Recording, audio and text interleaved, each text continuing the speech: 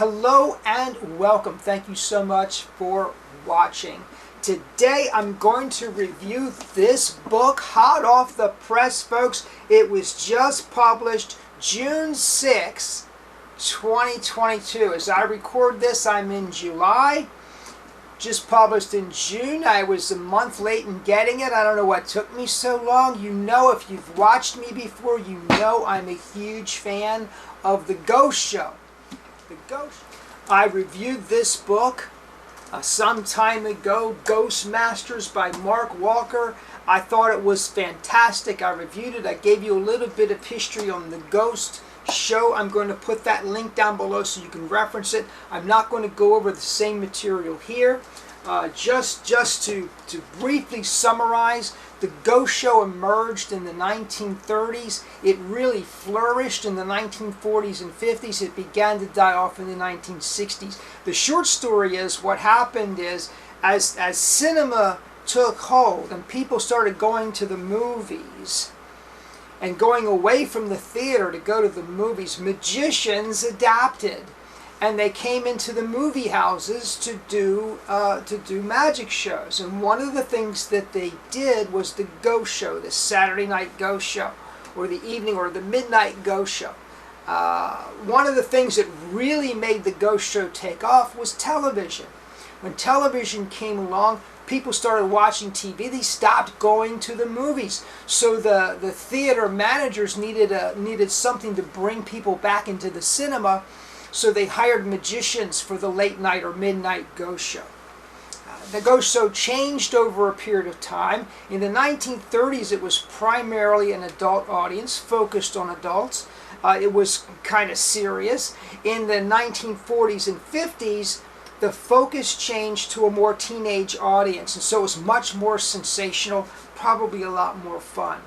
But Abbott's Magic has put this out. Take a look at this, folks, and it is chock full. Let me just flip through here. You can see that there are magic plans in here, illusion plans.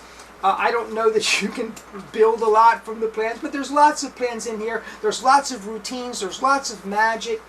Basically, what they've tried to do here is create an encyclopedia of the Ghost Show. I'm going to share with you some of the details about the book, some of what the book covers, in hopes that if you're a fan of the Midnight Ghost Show, of that particular genre in magic, you really can't go wrong picking this up. I think it's fantastic. All right, so it was published by Abbott's Magic. Amy Morris, Yuka Huston, David Seebach, John Bundy, Mary Kleiber, Rocky Clements, Sara Schultz, Keith Stickley, Michael Baker, and many, many more contributed this book. Now, it argues, I'm going to give you their argument. The book argues that there are three catalysts that lead up to the success of the Midnight Ghost Show over a 5-year period. The first, and this is really the first time that I've seen a history look at the Houdini issue, the Houdini passing and the subsequent seances as a precursor to the Midnight Ghost Show. I just never thought of it that way. I really still don't. I see that as an entirely separate category. But they argue that when Houdini passed, which was October 31st, 1926, when Houdini passed and Bess started doing the midnight seance, particularly annually on Halloween, this provided, it certainly got a lot of publicity attention. And Abbott sees it as a precursor to the Midnight Show. And then the second catalyst was in 1929 when El-Wyn. Now, we've covered El-Wyn when we talked about the Ghostmaster, because Mark Walker certainly looks at El-Wyn and says, hey, this was the forerunner, this was the pioneer in this particular genre, this particular type of show. El-Wyn called his show the Midnight Spook Show. And in the show, he did standard magic, he did mediumistic effects, and he did this kind of thing. But one of the things he did was, at the end of the show, there was a blackout and spirits manifested during the blackout. This continued to be part of the the tradition in the Midnight Ghost Show, following up through the 1950s into the 1960s. The third catalyst occurred in 1931 with the release of Dracula and Frankenstein. Now you get the Universal classics, and I love the way that Abbott looks at Universal Studios and the classic horror films and says this was a vital part of the rise of the Midnight Ghost Show.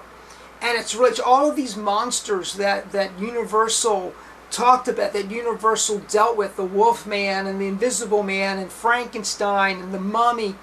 All of these monsters became part of the Midnight Ghost Show. So I agree. I think that El-Wyn, I think Dracula and Frankenstein, these movies were very important. The B movies later on, the less successful perhaps, of the horror movies of the late 1940s, early 1950s, these were all part of the genre. So what would happen is the theater owners would they'd do this advertising blitz. We're having this ghost show. Come and see monsters appear. Come and see ghosts. And they would have the show, and then either before or after they'd show the horror movie. And it was a wildly successful formula for these theater managers. So God bless them. They saved magic for one thing. The illusion show got smaller, but it certainly continued through the 1940s and 50s because of the Midnight Ghost Show. And they also brought patrons into the cinema. So it was a win-win proposition for everyone. Now Abbott makes the argument in this book that they were a key distributor, a key manufacturer, key dealer in ghost show apparatus and illusions throughout this entire period. I'm not going to dispute that at all. I mean, I think it's a thesis that wasn't really explored in Mark Walker's book, and it was explored here. Now let me give you a sense for what's in here. The beginning provides a history, and I really appreciated that history. And then you get in this section written by Ormond McGill. If you might know Ormond McGill from his work in hypnotism, but he goes in and he talks about psychic development. That portion of the book really didn't excite me that much. There are much better, if you're interested in the occult and you're interested in psychic development, there are much better books. Whether you're interested in debunking or you're interested in the real thing, there are certainly much better resources. But what Abbott has done is they've taken some material that they used to sell to the ghost show audience, to the ghost show performers, and they've put it in this book. Now what I thought was really fantastic was Target Midnight, Walter Hudson's files. Walter Hudson did a series of articles. Now Walter Hudson was a ghost show performer. Walter Hudson performed with Raymond.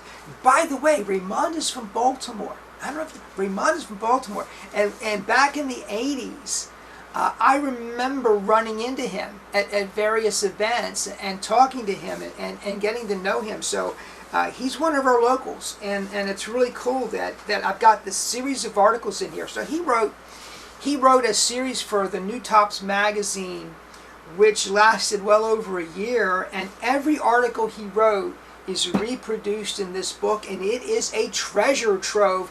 I am telling you, Hudson's series is worth the book by itself. I mean, the book is not that expensive. The book is $47.94 as I record this video. I think that's what I paid for it. You can get it through Abbott's, you can get it through Amazon, you can get it just about anywhere. I highly recommend it. For the Hudson files alone, it is worth it. And then you get various essays from other people, some of the authors I've mentioned. It is chock full of photographs. There's photographs every other page. There's poster reproductions. And then one of the things that they did, in addition to all the history and all the articles, it's a treasure trove of information. But beyond that, in the back, as I alluded to earlier, I'm just going to turn this around, you get illusion plans for a lot of the illusions that were popular among the ghost show performers. So, you know, I just love the book. I wanted to get out and review it early. You know, a lot of the books that I review are older. They've been on the market for a while. It's rare that I get to review something that's really fresh and hot off the press, but this is it, folks. Target Midnight by Abbott's Magic. Don't miss it. Thank you so much for joining me. Please subscribe if you've not done so already. Please comment down below. I love your comments. Thank you so much for being here. Have a great day.